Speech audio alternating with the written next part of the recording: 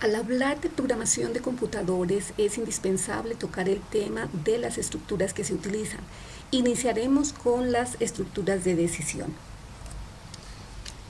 Una estructura de decisión me permite evaluar una condición y tomar justamente esa decisión donde va a continuar la codificación. ¿Para qué se utiliza entonces? Para elegir qué bloque de código se va a ejecutar después de evaluar una condición, dependiendo si la condición es verdadera o es falsa. ¿Cómo se plantea? Aquí encontramos diversas formas de diseñar una estructura de decisión. Tenemos un diagrama de flujo y tenemos también una estructura en pseudocódigo. En el diagrama de flujo utilizamos el rombo para indicar aquí la expresión que contiene esa condición. Y del rombo utilizamos dos de sus esquinas, una para indicar si la condición es verdadera y otra para indicar si la condición es falsa. Dependiendo del resultado de la evaluación de esa condición, entonces se indica el bloque de código que se va a ejecutar. En el caso que estamos analizando, si la condición es verdadera, entonces se ejecutará el bloque de acciones A. Si la condición es falsa, entonces se ejecutará el bloque de acciones B. La estructura, entonces, ya en pseudocódigo se utiliza las palabras reservadas sí, si no y fin sí. Sí y dentro de paréntesis la condición, entonces le indicamos qué bloque de código se ejecutaría si la condición es verdadera. Y por el si no indicamos el bloque de código que se ejecutaría si la condición es falsa. Y terminamos con el fin sí para indicar que terminamos la evaluación de esa condición. Las estructuras de decisión tienen varios tipos. Tenemos la estructura simple, la doble, la anidada, la múltiple. La estructura de decisión simple, en ella evaluamos una condición y se va a ejecutar un conjunto de código solamente si la condición es verdadera.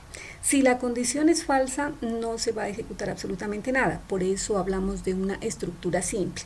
Si miramos el ejemplo en el pseudocódigo, encontramos si edad es menor que 12, entonces vamos a escribir es niño y termina la condición. No va a pasar absolutamente nada más. Esa sería la estructura de decisión simple.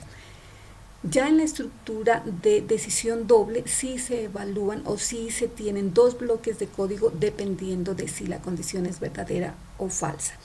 Por lo tanto, en esta se posibilita la elección entre dos opciones, por la verdadera o por la falsa. Si se evalúa la condición y esta cumple, es decir, es verdadera, se va a ejecutar un bloque de código. De lo contrario, se le indica qué bloque de código se debe ejecutar si la condición es falsa. Es mucho más simple revisarlo mediante un ejemplo en pseudocódigo. Aquí observamos que se está analizando una condición si la edad es mayor que 11 y además la edad es menor que 19, entonces el programa escribiría es adolescente. De lo contrario, entonces el programa escribiría no es adolescente. Aquí entonces es muy fácil verificar las dos partes que contiene la estructura de decisión doble. Continuemos con la estructura de decisión anidadas. Podemos utilizar estas estructuras de decisión una dentro de otra. Lo que sí es importante es que cada bloque termine. En la imagen se ha encerrado en cuadros de diferente color para que sea más evidente dónde inicia y dónde finaliza cada una de las condiciones. Dependiendo del ejercicio que se esté realizando, entonces es factible hacer diferentes formatos de anidación.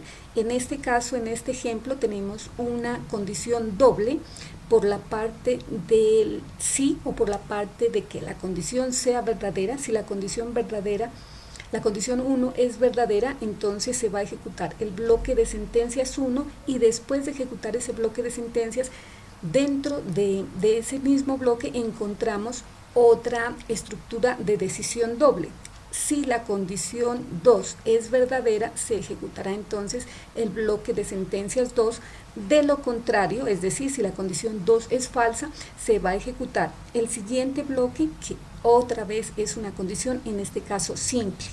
Si la condición 3 es verdadera, entonces se ejecutará el bloque de sentencias 3.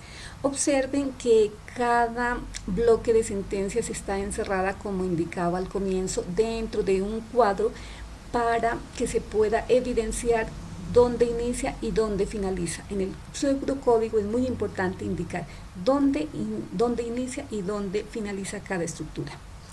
Veamos entonces ya un ejemplo, siguiendo con pseudocódigo.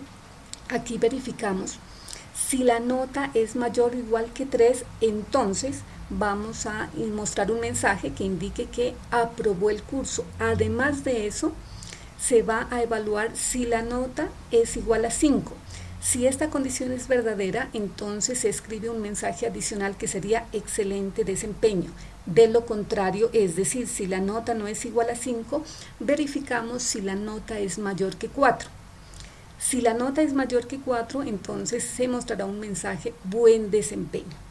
Aquí terminarían estas condiciones y nos queda todavía pendiente si en la primera condición de nota es mayor o igual que 3, la parte falsa. ¿Qué pasa si la nota no es mayor o igual que 3? Es decir, sería menor que 3. En ese caso, se ejecutaría el bloque de código donde se indica que se mostrará un mensaje indicando que no aprobó el curso. Y finalicemos ahora con las estructuras de decisión múltiple.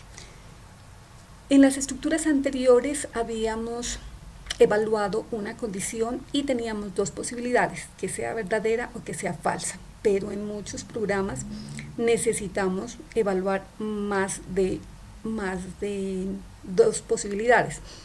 Para eso nos sirven las estructuras de decisión múltiple.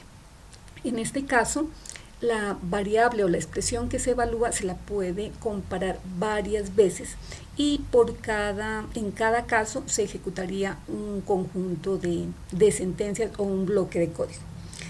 ¿Qué pasa entonces? Se evalúa esa expresión o la variable, se la evalúa en diferentes casos. Si cumple uno de los casos, se ejecuta el bloque de sentencias correspondientes y no continúa la evaluación con los otros casos. También se puede presentar que al evaluar una variable o una expresión no corresponda a ninguno de los casos que están mencionados. En esa situación tiene la opción para continuar con un bloque de código en caso de que no corresponda a ningún caso anterior. Veámoslo con un ejemplo. Vamos a suponer que se ha digitado una letra en la variable 1 y vamos a evaluar el contenido de esa variable. Si esa variable contiene la letra A, entonces el programa escribirá vocal A y no va a continuar evaluando las otras posibilidades. Si no contiene la vocal A, entonces se iría por el segundo caso, que la compararía si la variable 1 contiene la letra E. De ser así, va a escribir vocal E y no va a continuar evaluando los demás casos. Así va a suceder con cada uno de estos casos. Ahora bien, vamos a suponer que en la variable 1 lo que se almacenó es la letra J. Entonces va a evaluar cada uno de estos casos, no lo va a cumplir, no lo cumple el segundo, no cumple el tercero, no cumple el cuarto, no cumple el quinto, no hay más casos, entonces se va por la última opción, que es de lo contrario.